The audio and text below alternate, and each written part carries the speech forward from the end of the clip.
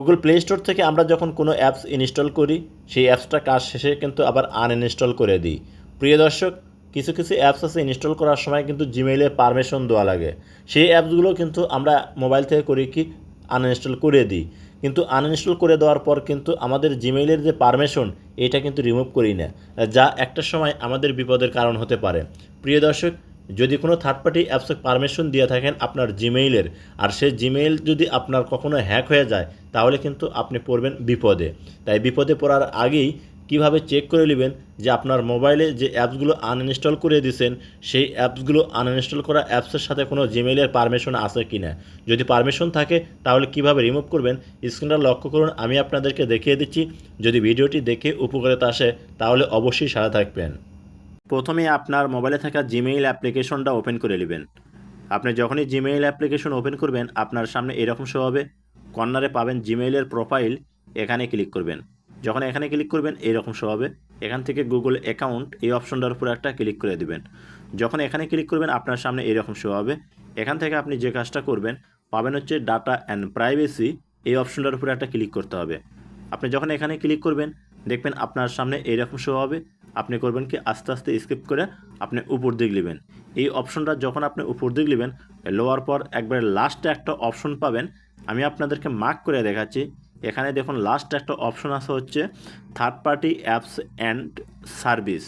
প্রিয় দর্শক, এই যে দেখুন এখানে লেখা আছে third party apps and service, তার এই সাইটে অপশন আছে হচ্ছে অ্যারো চিহ্ন, এই অ্যারো চিহ্নের উপরে একটা ক্লিক করে দেবেন। যখন আপনি এখানে ক্লিক করবেন আপনার সামনে এইরকম শো হবে, অর্থাৎ এখানে আসলে আপনি দেখতে পাবেন যে আপনার জিমেইলে কতগুলো অ্যাপসের পারমিশন দেওয়া আছে।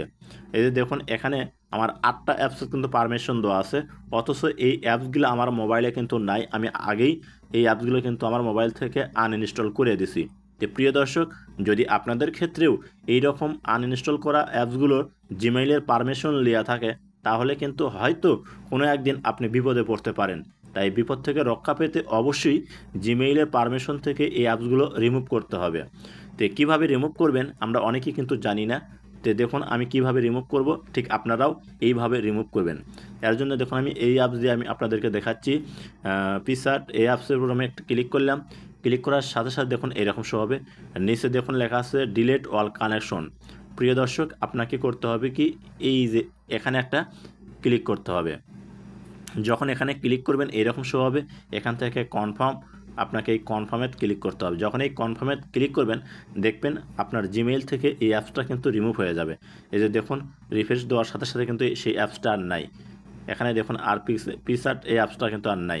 তো আবার আমি আপনাদেরকে দেখাচ্ছি আর একটা অ্যাপস আমি রিমুভ করে, এই যে এই অ্যাপসটা আমি আপনাদেরকে রিমুভ করার জন্য এখানে ক্লিক করলাম, ঠিক আপনারাও রিমুভ করার জন্য এইরকম ক্লিক করবেন আর নিচে অল ডিলেট ওয়াল কালেকশন এখানে ক্লিক করবেন। এখান থেকে কনফার্মের যখন আপনি ক্লিক করে দেবেন তখন দেখবেন জিমেইল থেকে এই অ্যাপসটা কিন্তু আলাদা হয়ে যাবে, অর্থাৎ জিমেইলের পারমিশন এই অ্যাপস আর নিতে পারবে না। তো প্রিয় দর্শক, এইভাবে আপনার মোবাইলের জিমেইলের সকল অ্যাপসের পারমিশনগুলো কিন্তু আপনি বন্ধ করতে পারবেন। এখানে দেখুন প্রথম আসলে 8টা, এখন কিন্তু 6টা শো করতেছে।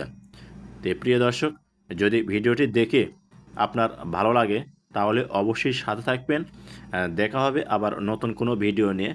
ভালো থাকুন, সুস্থ থাকুন, খোদা হাফেজ।